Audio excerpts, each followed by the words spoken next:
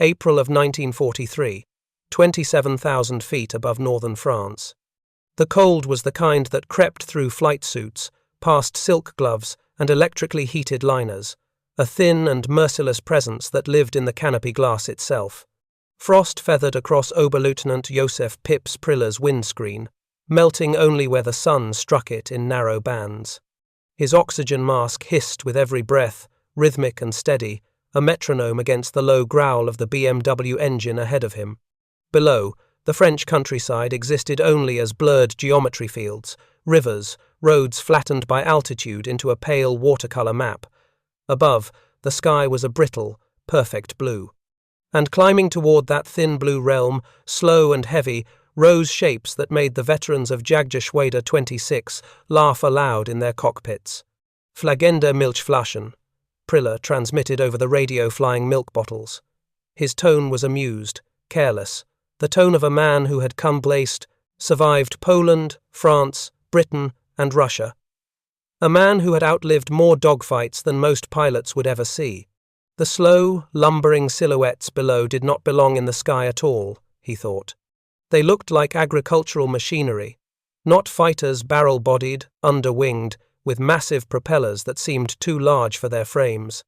The new American P-47 Thunderbolts, making their combat debut over Europe. From 2,000 feet higher, in perfect firing position, the Germans watched them with a mixture of disbelief and contempt. They climb like farm tractors, Wilhelm Galland observed dryly, and a chorus of laughter crackled across the radio net. The American machines were not merely large, they were obscene. Twice the weight of a Messerschmitt, broader than a Focke-Wulf, with cockpits so big they looked like greenhouses. No one in the Luftwaffe that morning believed the aircraft could maneuver, let alone survive a proper attack. Priller rolled his, fighter inverted, nose dropping toward the American formation. His wingman followed. Above them, other pairs of fighters spread out, setting up a classic vertical intercept the bounce. Everything about the moment felt routine, predictable, even easy. What happened next was not. The first shells struck the lead Thunderbolt squarely in the fuselage, sending sparks and fragments streaming behind it. Priller fired a full burst, 20mm cannon shells, explosive, deadly, the same ammunition that had torn Spitfires and Hurricanes to shreds in earlier years. The American fighter shuddered. It dipped for a moment. Then, impossibly, it kept climbing. "Treffer! Treffer! Good hits!" Priller called out, but confusion crept into his voice. The Thunderbolt should have rolled over, should have fallen away trailing smoke, should have broken apart under the force of the cannon burst. Instead, the aircraft merely trembled and continued lumbering upward as though shrugging off the blows. Galland made another diving pass. More impacts, more sparks.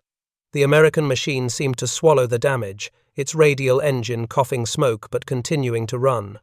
Shells that would rip a Bf-109's coolant system open simply buried themselves in thick plating around the Thunderbolt's engine. Explosive rounds that would tear a Spitfire's wing roots apart barely dented the P-47's armoured frame. The radio chatter shifted from amusement to something sharper. Why does it not fall? I hit him, he does not spiral. What is this machine? Priller pulled up hard, levelling out above the American formation. A Thunderbolt passed below him in a slow, determined climb, as if unaware it had just survived 2 lethal attacks. It made no sense. Aircraft were not built this way. European fighters, German, British, Soviet, were all variations on the same theme. Lightweight, agile, elegant, fragile. They danced, they maneuvered, they duelled. Thunderbolt did not dance, it endured. The Americans, green and inexperienced, were still making textbook formation climbs. Their discipline was solid, but their reactions slow. Yet even when caught unaware, even when hit head-on, the Thunderbolts remained intact. A second German rot dove in, cannons blazing. Priller watched as another P-47 lit with small flickers across its wings, explosive shells bursting. The aircraft rolled slightly, then steadied. The pilot did not bail out.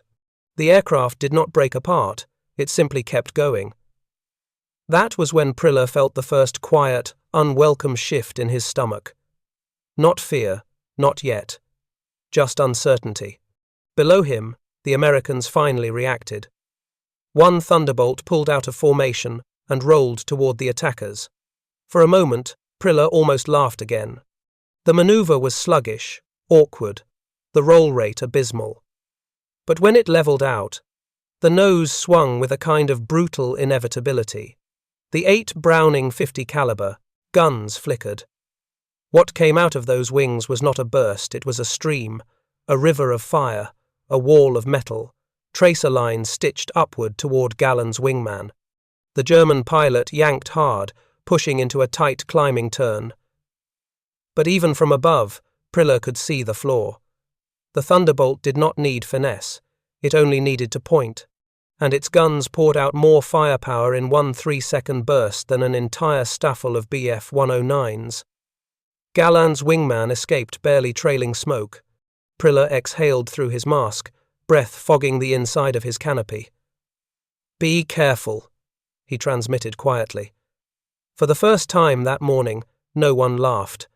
The engagement ended as suddenly as it had begun. Low on fuel and ammunition, the Germans broke off and climbed for home. It had been a short fight, barely 15 minutes. But something about it lingered in the air long after the aircraft separated. On landing, Priller taxied, to a halt, canopy sliding back. Ground crew clustered around him. His flight boots hit the tarmac hard as he dropped down. He tugged off his oxygen mask, cheeks red from the cold. His Staffelkapitan approached. "Well, how did the new American fighters perform?" Priller hesitated. That alone made the mechanics look up. Finally, he said, "I fired cannon shells into the cockpit, and the American did not fall." Silence. It was not the report anyone expected. Not from Priller, not from Jagdgeschwader Twenty-Six. In the ready room, pilots gathered around as he described the encounter. His voice remained controlled, analytical, but underneath it ran something unspoken, something all veterans recognized. This new American machine did not behave like an aircraft. It behaved like a component of an industry. A mass-produced tool built not for elegance, but for survival. A machine designed to absorb, endure, and return fire in volumes no European fighter could match. The laughter that had filled the cockpits earlier that morning never returned, because the Luftwaffe had seen the future, and it was enormous, armoured, and unstoppable. The math of fear had begun. April of 1943 ended with a whisper inside Luftwaffe ready rooms. It drifted through operations, tents, and maintenance hangars, carried not by official memoranda but by the low, troubled tones of aces who were not supposed to sound troubled. Something was wrong with the new American fighter. At first, the officers of Jagdgeschwader Twenty-Six dismissed it as a fluke, a lucky machine, a fortunate pilot, a statistical outlier. But every sortie added fragments to a pattern that should not have existed. The P-47 would not break. On April 23, 1943, Feldwebel Ernst Bremer returned from a mission pale beneath the grime and windburn. His flight had engaged a formation of Thunderbolts near Saint-Omer. He reported firing his entire ammunition load, every cannon, shell, every machine gun round into a single American fighter during a diving pass. "It smoked," Bremer said. "It wobbled, then it climbed as though insulted." The ready room burst into skepticism. Bremer slammed his fist on the table. "I hit him in the wing root. That would tear a Spitfire in two." The American kept flying. That sentence, spoken by a veteran, hung in the air like a sentence passed. The next clue arrived not from pilots, but from mechanics. In late April, the Luftwaffe's Technical Intelligence Unit received ground reports from France, describing wrecked P-47s that had crash-landed or bellied in. Inspectors crawling over the mangled fuselages discovered something that startled them far more than the aircraft's immense size. Armour. Everywhere. A steel bathtub surrounding the cockpit. A half-inch armoured windscreen. Massive steel plates braced around the engine. A radial engine that lacked the liquid coolant vulnerabilities of the Tone, Messerschmitt and Focke-Wulf designs. One inspector summed it up in a single handwritten note. "These machines appear built to survive gunfire rather than avoid it." German fighter doctrine since the interwar years had been built around climb rate, turn rate, and pilot finesse. Air superiority came from agility and marksmanship, not brute force. Speed was useful, maneuverability essential. But this American fighter rejected that entire philosophy. It was a philosophical insult to Luftwaffe thinking. It did not seek elegance. It sought inevitability. By May of 1943, the Americans were still inexperienced, but the Thunderbolt itself was no longer underestimated, not by anyone who had shot at one. One combat report from Jagdgeschwader Twenty-Six captured the emerging fear with unnerving clarity. Hits that cause catastrophic damage to the Spitfire merely inconvenience the American machine. Another report, marked urgent, included a troubling statistic. Gun camera footage from multiple units revealed that an average burst from a Thunderbolt contained more mass, more kinetic energy, and more incendiary effect than an entire engagement by a Bf-109 armed with a single cannon and machine gun. The numbers were stark. 8 50 caliber guns, 300 rounds per gun, a combined rate of fire exceeding 6,000 rounds per minute. Each round capable of piercing steel and igniting fuel. German intelligence analysts ran the math, and the conclusion was brutal. No fighter pilot can survive prolonged exposure to this volume of fire. The phrase prolonged exposure meant 2 seconds.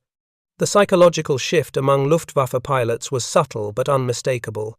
They began approaching Thunderbolts differently, cautiously, even reluctantly. On May 8th, Gruppencommander Wilhelm Ferdinand Galland led a flight of Focke-Wulf 190 as to intercept American bombers escorted by Thunderbolts near Calais. The initial attack went according to doctrine: dives from above, cannon bursts, rolling breakaways. But when a P-47 rolled toward him, guns flickering in a wide spray that seemed impossible to dodge, Galland's flight reacted in an uncharacteristic way. They disengaged. They did not flee. They simply chose not to test their luck. The gun camera film from the German side revealed something chilling. Pilots avoiding the convergence zone of Thunderbolt fire in the same instinctive way infantry avoid machine gun nests, not because of tactics, because of survival. By mid-May, rumors began circulating that the Americans had introduced a weapon specifically designed to destroy fighters. A Wolfram killer. One pilot called it after returning with holes punched the size of fists in his fuselage. German intelligence dismissed such claims as exaggerations until a wrecked Thunderbolt recovered near Lille revealed the truth. The Americans were using armor-piercing incendiary rounds with delayed fuses. Instead of exploding on surface impact, they burrowed into metal before igniting. This discovery was reported in a terse memo to Luftwaffe headquarters.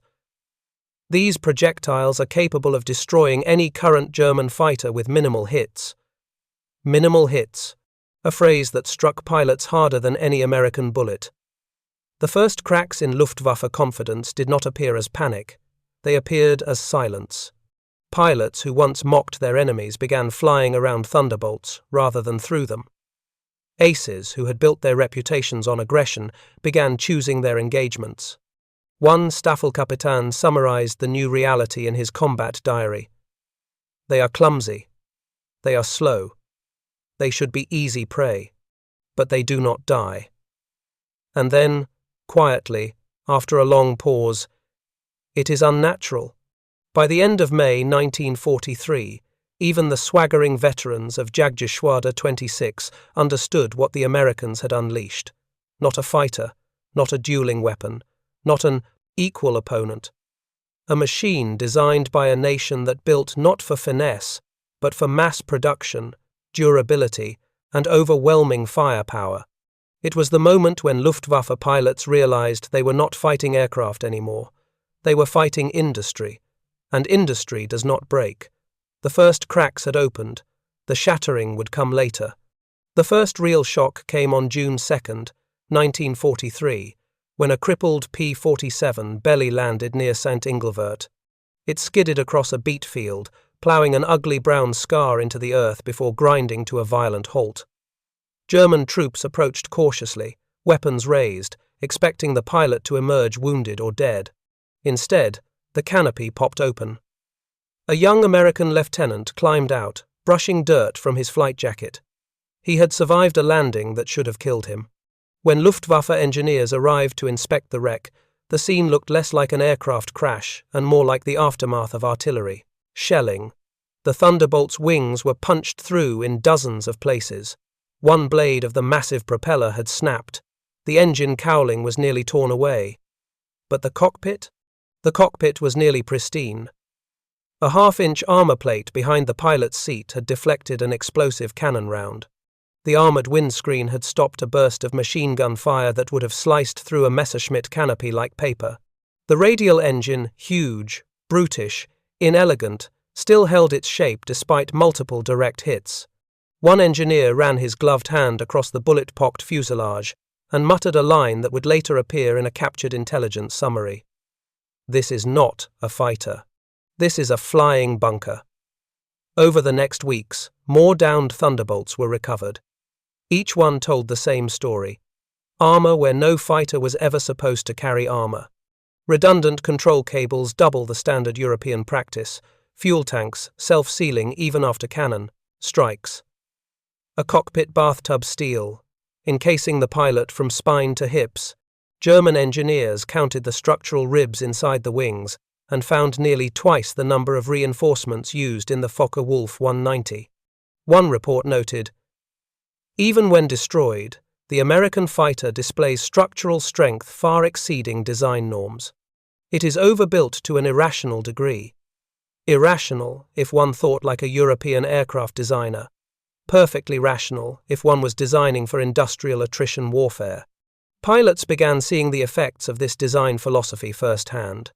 On June 8th, Oberfeldwebel Kurt Hopfner intercepted a lone Thunderbolt, returning from a bomber escort mission north of Boulogne. Hopfner dove in with advantage, lined up the shot, and fired a full cannon burst from 200 meters. The P-47 rocked violently. Black smoke poured from the engine. Hopfner's wingman shouted, "He is finished!" But then, the American did something neither man expected. It rolled level. It held altitude. It kept flying.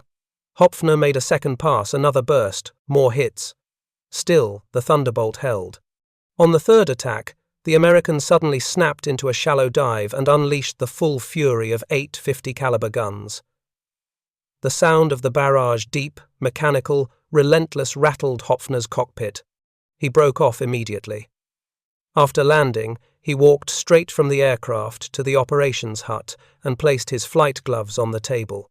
"I will not attack the milk bottles head-on again," he said softly. "They do not break."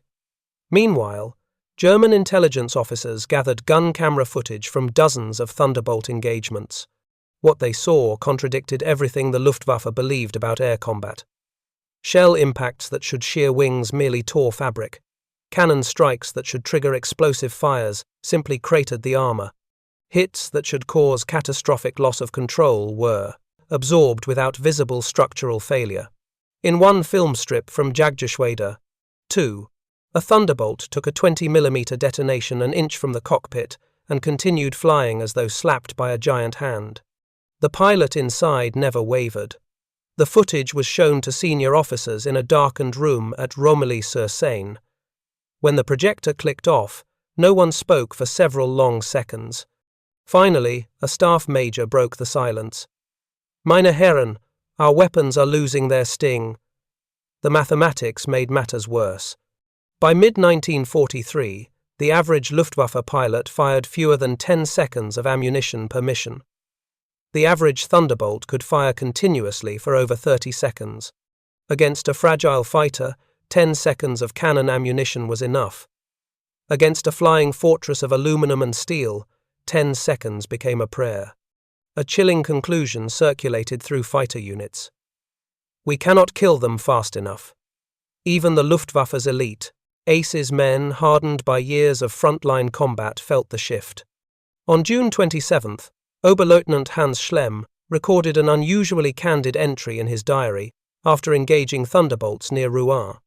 "I hit one in the wing root with 2 direct cannon strikes. I saw the shells explode. Smoke poured from the engine, and then he pulled up as though irritated, not wounded, angered. "We have not faced aircraft like this before." Another ace wrote, "They fly as though made for punishment. They attack as though built for destruction." By July, the psychological effect was undeniable. Young German pilots began whispering before missions, asking if Thunderbolts had been sighted in their sector. Some feigned radio malfunctions to avoid engaging. Even veterans altered tactics: no more head-on attacks, no more extended chases, no more diving passes without an escape plan. One Staffelkapitan described the new cautiousness as the first shadow, an instinctive fear that crept in whenever the bulky American silhouettes appeared below. Because by then, every German pilot understood the truth. You could outclimb a Thunderbolt. You could outturn it. You could even outdive it at low altitude.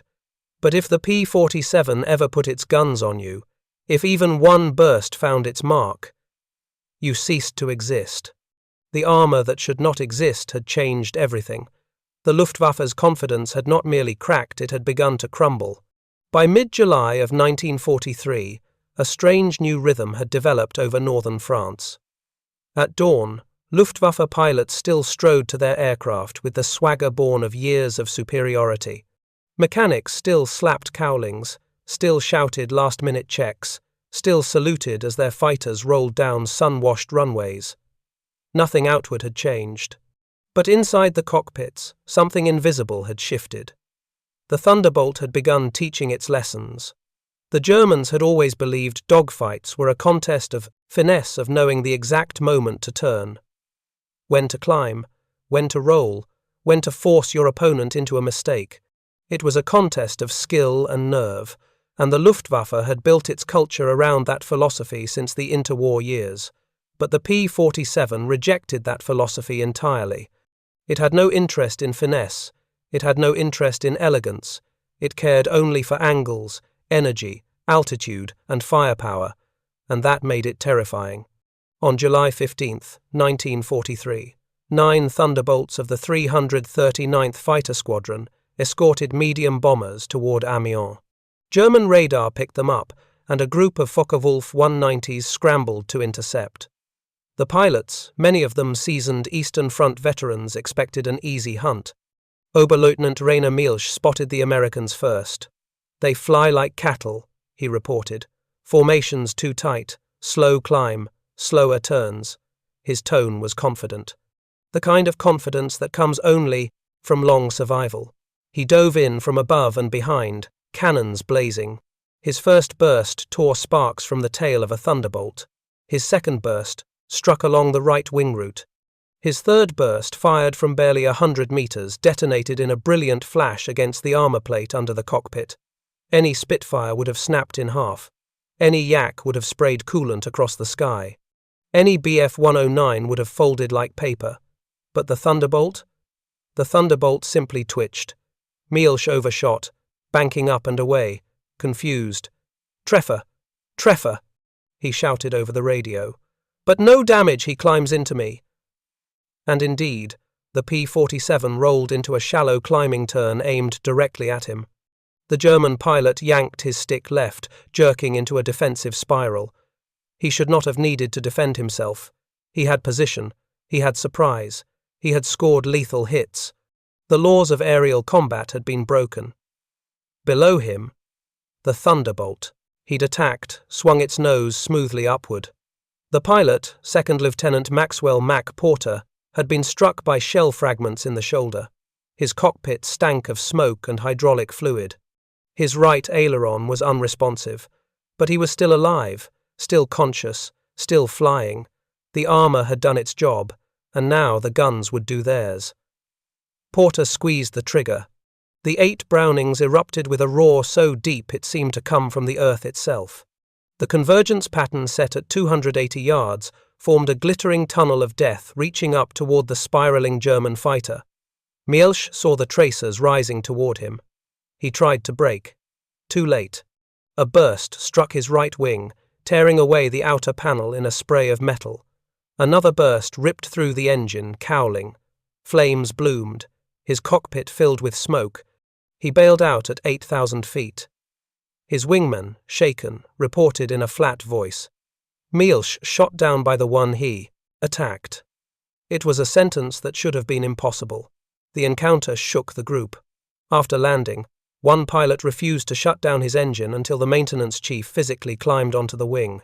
When he finally unstrapped, he walked to the operations hut with the unsteady gait of a man returning from the edge of something he did not understand. Inside the briefing room, he spoke only one sentence. "They are armored like tanks, and they shoot like flak batteries." The intelligence officer on duty scoffed. "That is exaggeration." "No," the pilot whispered. "If you had been there, you would not say that." 2 days later, another event nearly identical occurred near Abbeville. This time, a Bf-109 ace named Bernd Keller dove on a Thunderbolt at high speed. He fired at close range, striking the American across the nose and cockpit. Keller pulled up and saw the P-47 snap roll underneath him with shocking immediacy. Then the guns spoke. Keller's fighter was shredded in less than a second. His wingman saw the Bf-109 come apart mid-air, engine tumbling one way, fuselage another, debris trailing behind like confetti from an exploding munitions crate. The gun camera footage from the Thunderbolt was shown to American pilots that evening. One pilot muttered, "Good God, that looks like artillery." He was not wrong. In terms of kinetic energy per second, the P-47's guns rivaled a light anti-aircraft battery. By late July, Luftwaffe tactics had begun to adjust. Do not attack Thunderbolts from directly behind. Do not press an attack at close range. Do not attempt head-on engagements ever.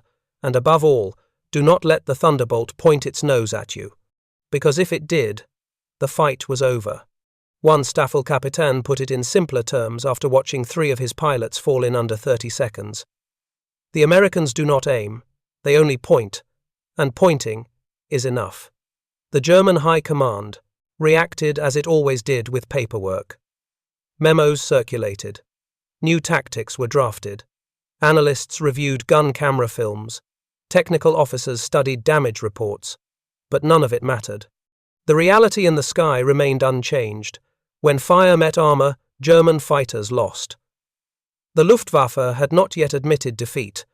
Not officially, not publicly, but in the private pages of their diaries, in the quiet moments after landing, in the haunted eyes of veteran pilots. The truth was already known. The Thunderbolt was not merely a fighter. It was a promise. You may hit me, but I will hit you harder. And the math of that equation was becoming deadly. The mockery had died in April. Now, in July, fear began to bloom. By August of 1943, German pilots were not simply wary of Thunderbolts. They were studying them. Every encounter, every burst of fire, every wrecked fuselage brought back by ground units was analyzed with a seriousness once reserved only for Soviet propagate, innovations or British radar doctrine. Something about the P-47 defied the Luftwaffe's sense of order. It broke rules, it broke assumptions, it broke predictions. And on August 18, 1943, it broke something deeper. It broke the Luftwaffe's confidence. The mission began like dozens before it. Thunderbolts of the 5th, 6th Fighter Group escorting 8th Air Force bombers toward Lille. The American fighters climbed methodically to 30,000 feet, engines rumbling in that signature baritone thunder the Germans would come to dread. Above them, lurking near the contrails, Jagdgeschwader 2 waited in a layered ambush. These were not inexperienced flyers. These were not green boys fresh from flight school. These were killers. Veterans of the Battle of Britain, survivors of the Eastern Front, pilots who had learned to judge an opponent in seconds. And what they judged below them, fat wings, fat fuselage, fat cowling, looked like prey. Hauptmann Dieter Wiedemann performed the count. 30-plus fighters, Thunderbolts. Easy. He sounded bored. A dive order was given. 30 German fighters dropped their noses toward the Americans. Everything that followed happened in under 60 seconds, but would echo across the Luftwaffe for months. The first pass was textbook perfect. Wiedemann screamed down from altitude, engine howling, sun behind him. He fired a 3-second cannon burst into the lead Thunderbolt. The hits were clean, explosive, devastating by all logic. But the American fighter only stuttered. A cough, a shudder, then it rejoined formation like a wounded bull refusing to fall. Weidemann swore aloud. His wingman, Feldwebel Ulrich Strauss, made a second pass at another Thunderbolt. Same result. Good hits. No kill. Was ist das? Strauss shouted over the radio. These things do not die. Then came the moment, the exact second, when the sky tilted. The Thunderbolts began to climb. Not meander. Not trudge. Not wallow. Climb. With power. With purpose. With fury. It was the first time German pilots saw the paddle blade propeller variant in action, the newly arrived P-47D models. The huge hydrodynamic blades bit into the thin air like a chainsaw into wood, converting raw horsepower into altitude with shocking efficiency. One German pilot shouted, "They climb with us! They climb with us!" Panic flickered across the radio net for the first time. The Americans rolled into attack dives, and the world became fire. 8 guns from each Thunderbolt opened up. 100 heavy rounds per second per aircraft. The sky turned into a grid of metal, mathematically perfect, mercilessly dense. 2 Fokker-Wulfs simply disintegrated mid-air, not shot down, not crippled. The gun camera footage later recovered by the Americans showed a 190 turning to evade then its wing, separating cleanly under the hammering impact of 20 armor-piercing incendiary rounds. Flames curled outward like orange ribbons. The fuselage tumbled into fragments. The German pilot never had time to bail out. Weidemann himself barely survived. A Thunderbolt dove past him, guns blazing. The rounds shredded the tail of his 190. He lost elevator control instantly. His voice, shrill with shock, cut through the radio. "Brake! Brake! Their guns, Gott, I am Himmel, they are too much!" He bailed out at 12,000 feet, parachute barely opening before he hit the ground. His Staffel lost 8 aircraft in 45 seconds. The Americans lost 1. What terrified the Germans most was not the kills. It was what they saw afterward. Thunderbolts that should have been heavily damaged, those struck repeatedly in the first defensive dives, flew with almost casual stability. One P-47 returned to its base in England with aileron control cables, shredded half the rudder, gone over 70 cannon impacts, and one main spar visibly bent, yet the pilot landed, stepped out, lit a cigarette, and joked that the old crate still had enough left to get me home. When photographs of that aircraft circulated among German fighter units, the reaction was immediate and visceral. One ace muttered, "This is not war, this is industry." Another slammed his helmet onto a table. How do you fight what cannot be destroyed? By late August, Luftwaffe commanders held emergency tactical briefings. 3 new rules were issued. 1. Avoid Thunderbolts above 25,000 feet, where their superchargers and paddle props make them dominant. 2. Do not allow them to dive behind or across your flight path, those guns will annihilate anything they hit. 3. Unless you have absolute surprise, disengage immediately. In other words, do not fight Thunderbolts unless you have already won. It was the closest the Luftwaffe came to admitting fear in formal doctrine. On August 23rd, General der Jagdflieger Adolf Galland reviewed combat loss data. His staff laid out the figures across a map table. Losses to P-47 guns were rising exponentially. "Why so many?" he asked. The analyst answered with professional calm. "Because, Herr General, the Thunderbolt does not need skill to kill, it needs only position." Galland said nothing for a long time. Then he spoke the sentence that summed up the German crisis. "The Americans have built a fighter that eliminates pilot advantage." That was the day the sky tilted. The day when Luftwaffe aces men who had survived Britain, Russia, Malta, finally understood. They were no longer fighting pilots. They were fighting a machine built by a nation whose factories were as lethal as its guns. A machine that could climb with them, dive past them, survive them, and kill them in a single burst. It was the moment the Luftwaffe realized. Against the Thunderbolt, skill was no longer enough. The calculus of the air war had changed forever. In early September of 1943, a quiet term began circulating among Luftwaffe staff officers, a term that captured, with chilling precision, the new American threat, der Todeskorridor, the kill corridor. It came from a series of after-action reports submitted by Jagdgeschwader 5, Jagdgeschwader 27, and Jagdgeschwader 26. The wording varied, but the conclusion was identical. When within the convergence distance of the Thunderbolts' guns, survival probability approaches zero. Luftwaffe mathematicians attempted to quantify it. They calculated bullet density per cubic meter. They mapped probability curves. They reviewed gun camera film frame by frame. The numbers horrified them. At the typical American convergence setting 300 yards, the P-47 delivered over 100 projectiles per second into a zone less than 6 feet wide. No fighter in the world could survive that.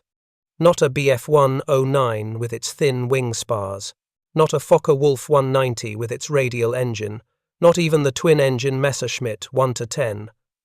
When fire met the kill zone, physics took over. The Luftwaffe noticed a second, equally lethal factor. The Americans did not fire short bursts. European doctrine taught quick taps, half-second squeezes, to conserve ammunition. But the Thunderbolt carried so much ammunition that U.S. pilots could fire sustained streams lasting 3, 4, 5 seconds. Those long bursts turned the sky into a trench dug not in earth but in air through which no German pilot could pass. The kill zone was not metaphor. It was measurable. It was real. On September 6, 1943, Oberleutnant Emil Brandt of Jagdgeschwader 2 discovered the kill zone firsthand. His Staffel intercepted a formation of Thunderbolts escorting B-17 bombers near Saint-Quentin. Brandt had over 400 combat missions. He knew how to choose his angles, when to strike, and when to retreat. He dove, from the sun, rolling into a high-deflection shot at 2 Americans flying low. His first burst hit home. A Thunderbolt shuddered, trailing smoke. Brandt pulled up, expecting to see the American spiraling downward. Instead, he saw something unreal. The Thunderbolt did not fall. It turned. It climbed. It pointed its nose upward like a tower gun emplacement rotating toward a target. Brandt felt the wrongness, instantly felt it in his bones, in the way a soldier feels the wrong end of a rifle barrel even before seeing it. The kill zone was forming. Brandt broke left, but too late. The American fired.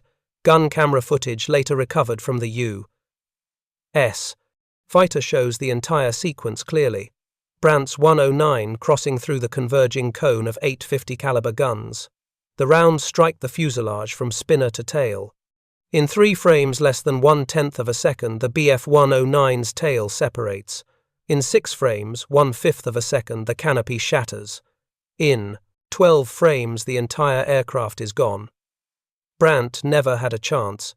His wingman, stunned, reported the kill in a trembling voice. The American did not aim. He only placed me within his firing arc. That line circulated through German fighter units like an omen. You do not outfly the Thunderbolt. You only avoid its arc. If you enter it, you die. But the kill zone problem was not only geometric, it was psychological. Veteran aces used to high-speed jousts and nimble turning fights suddenly found themselves facing a different type of engagement, one where the enemy did not need finesse, only position and trigger time. That realization broke morale more effectively than any bomb. Pilots began hesitating during dives just a fraction of a second, but a fraction of a second in combat was fatal. They began firing earlier, from farther out, reducing accuracy. They began breaking off attacks prematurely, fearing the counterstrike. The psychological deterioration appeared in pilot diaries. They do not fight us, they erase us. We cannot enter their fire. How do you duel a wall of bullets? Aces who once relished combat now returned pale, shaken, silent.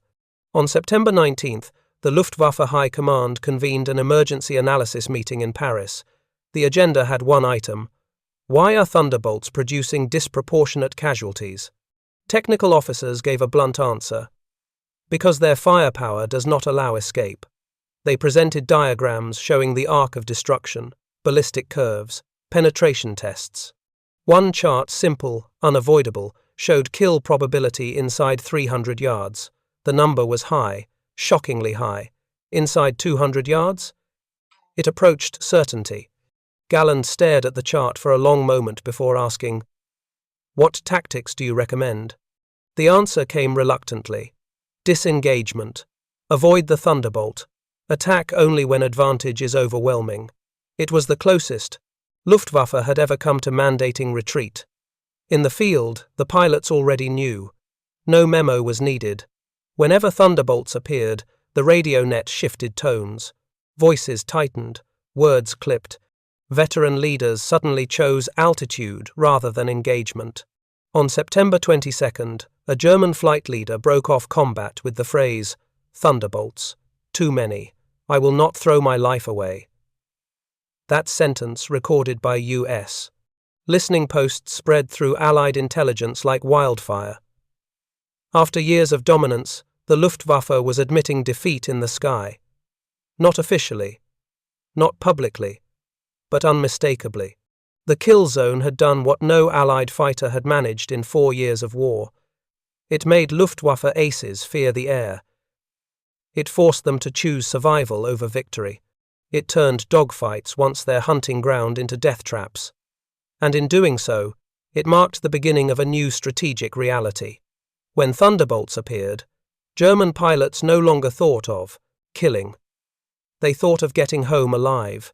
By October 1943, a quiet truth had settled across every Luftwaffe staffel in Western Europe, spoken softly in briefing rooms, muttered in dispersal huts, whispered over enamel mugs of ersatz coffee.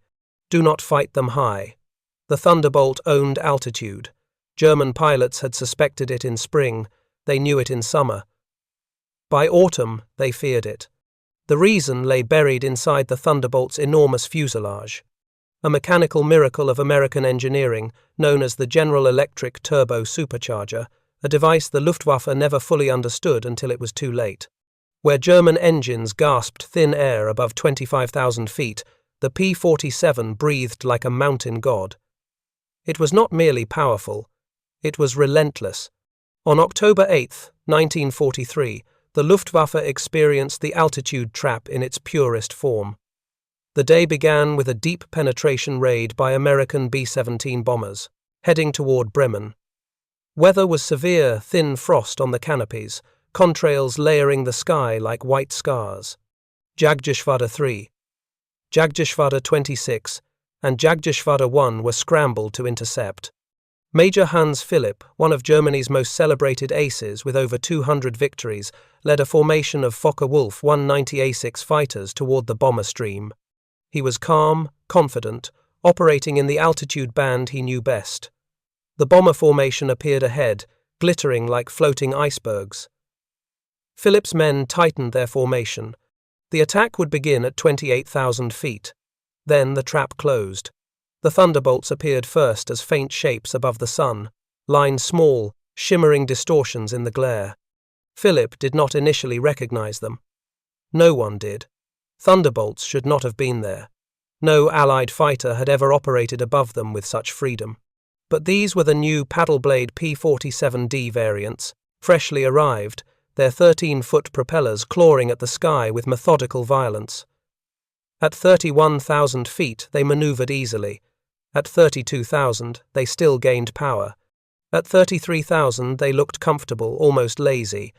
Philipp's warning came too late. The Americans are above us. His voice, usually steady, almost casual in combat, held something unfamiliar. Concern. The Thunderbolts dove as one. German ground observers later compared the attack to the fall of an avalanche. 8 P-47s in perfect line abreast formation. Noses down, guns armed, descending with such speed that the contrails behind them twisted into corkscrews. Philipp ordered evasive maneuvers, but the thin air betrayed him. His 190 shuddered, refusing to respond with its usual agility. The BMW-801 radial engine starved for oxygen. His controls felt loose, delayed, sloppy. Thunderbolts did not suffer these problems.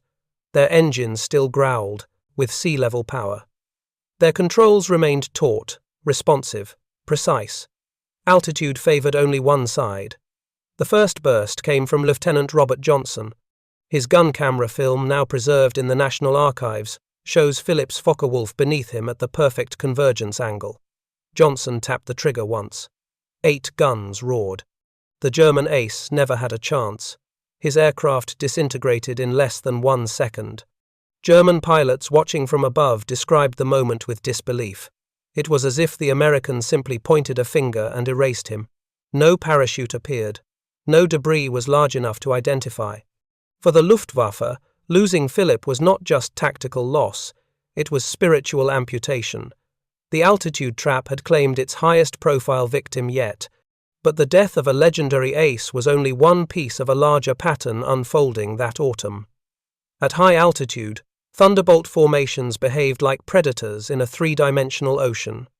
They circled, above the bomber stream, descended in coordinated slashing attacks, then climbed effortlessly back to their perch, powered by the same turbo supercharger the Germans had once mocked as needlessly complex. German fighters, once the hunters, became prey. They could not climb into the American layer. They could not force a turning fight. They could not outrun a diving Thunderbolt. Every escape path closed. This new battle space above 30,000 feet became what American pilots called the dome. Whoever controlled the dome controlled the sky. By November, only one side controlled it. German combat reports from this period are riddled with phrases never seen before 1943. We could not attain their altitude. Their dive speed was beyond our response envelope. Our aircraft became uncontrollable above 26,000 feet. Thunderbolts attack from impossible height. Advantage. Even aces like Pip's Priller began refusing high-altitude interceptions unless absolutely necessary. He wrote in his diary, "We chase ghosts up there, American shapes that descend and kill before we can react." Another veteran, Oberfeldwebel Rudi Linz, described it more bluntly. "You do not fight the Thunderbolt above the clouds. You only wait for death to fall out of the sun." By December 1943, the Luftwaffe High Command issued a quiet instruction, never formally published, but widely understood. Engage Thunderbolts only below 24,000 feet. It was an admission that the Luftwaffe had lost the upper sky, lost the altitude advantage, lost the initiative, lost the ability to dictate the fight. And with that loss came something far deadlier, the evaporation of Luftwaffe confidence. When Thunderbolts appeared above them, German pilots no longer thought of victory. They thought of oxygen starvation. They thought of structural limits. They thought of those 8 guns waiting to ignite, the air. They thought of Philip. The sky, once their kingdom, had turned against them. And every Thunderbolt silhouette overhead carried the same message. Come higher, and you will die. Before German pilots ever saw a Thunderbolt, they heard it. Every Luftwaffe veteran of 1943 and 1944 described the same phenomenon, an unnatural, rising roar that seemed to vibrate in the bones more than the ears. It was not the thin, metallic whine of a Messerschmitt, nor the throaty bark of a Focke-Wulf. It was deeper, heavier, primeval, a sound that announced something massive was coming. By winter of 1943, that sound had a name whispered across the forward airfields of France and the Low Countries. Donnerschlag. Thunderclap. A new chapter of fear began with sound, not sight. The Germans first noticed it while scrambling to intercept bombers. Pilots strapped into their cockpits could already feel their engines idling beneath them, the runway vibrating faintly with the warming pulses of BMW engines. Then, faint at first, came a rumble overhead. Ground crews paused. Pilots glanced upward. That rumble meant Thunderbolts were above. It meant the oxygen-starved German fighters would soon be at a fatal disadvantage. A low-level mechanic at Chèvre Airfield wrote in his diary in November 1943, "You could hear them before you saw them. A heavy roar that made the ground tremble. Focke-Wulfs sound sharp. These Americans sounded like storms. Combat reports from Jagdgeschwader Twenty-Six described it as a drumming that grows and grows until the sky falls. The sound terrified even men who had survived years of combat. It was the audio signature of defeat. The unique Thunderbolt sound came from its 13-foot Hamilton standard paddle blade propeller, installed on the new D-22 and later variants. When the blades approached transonic speeds near their tips, they produced a thunderous crack that echoed across valleys and airfields. The Luftwaffe had no comparable effect. No German fighter generated such raw, physical presence. To ground troops, Thunderbolts sounded like hammer blows. To bomber crews, they sounded like salvation. To German pilots climbing in thin air, they sounded like the advance notice of death. Oberfeldwebel Ernst Greiner, veteran of over 100 missions, said during his 1945 interrogation, "You always heard it right before your Staffel lost a man." December 16, 1943 Amiens. Snow clouds drifted low over the fields. Jagdgeschwader 1 prepared for a noon scramble. Pilots ran for their fighters as ground controllers shouted coordinates for the incoming American bomber stream. Fokker Wolf 190s taxied into position. Mechanics rolled chocks away. Engines roared. Propellers blurred. The first fighters began to lift their tails and then it hit them. The sound. A rolling, violent roar. Overhead. The Thunderbolts were already high above, unseen in the cloud gap, forming a predator screen. The Germans recognized the roar instantly. It froze some men in place. One pilot, Feldwebel Otto Moeller, hesitated just long enough for his Staffelkapitän to yell at him through the canopy glass. "Verdammt!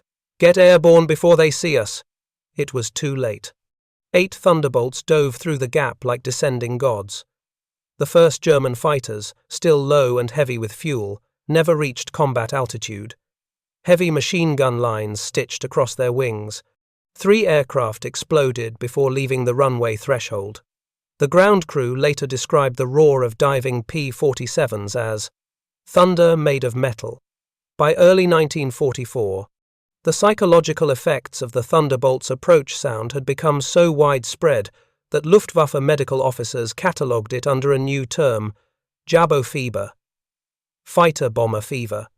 Symptoms included nausea before takeoff, tachycardia upon hearing heavy radial engines, tremors in the hands, difficulty focusing during high-altitude climbing, sudden panic during radio silence, premature disengagement from combat. These symptoms were most severe among pilots who had survived Thunderbolt attacks at altitude, especially those from units heavily mauled by the 9th Air Force. A Luftwaffe medical assessment captured after the war provides chilling clarity. The heavy American fighter aircraft induce anticipatory fear out of proportion to their numbers. In simpler terms, the terror was not superstition. It was mathematics. Thunderbolts approaching at 30,000 feet carried 8 heavy machine guns, over 3,000 rounds, dive speeds exceeding 500 miles per hour, the altitude advantage, the element of surprise. The roar meant, they are above you, they see you. You cannot climb to them, you cannot run from them, the next seconds will decide if you live. Every German pilot knew it. By spring 1944, the simple act of hearing Thunderbolts overhead caused Staffel leaders to alter their tactics. Oberleutnant Karl-Heinz Hoffmann wrote in February 1944, "When that sound arrives, you disengage or you die. There is no debate."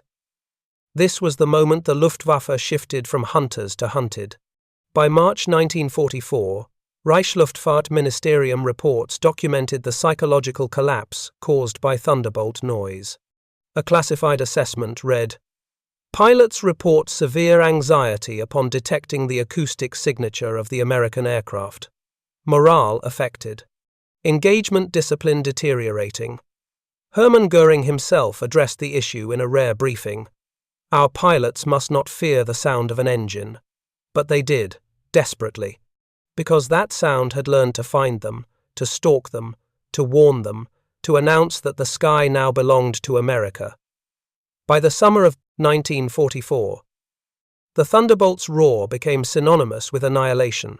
German soldiers in Normandy wrote letters home describing it as a sky monster, a metal storm, the hammer of the Americans, and Luftwaffe pilots, once the most feared men in Europe, began turning away not because of what they saw but because of what they heard. The roar meant the fight was already lost. The P-47's engine noise was not merely sound, it was prophecy. A prophecy of collapse, a prophecy of attrition, a prophecy that the days of German air superiority had ended. The Luftwaffe never recovered. By the winter of 1944, the roar of Donnerschlag was the sound of surrender itself.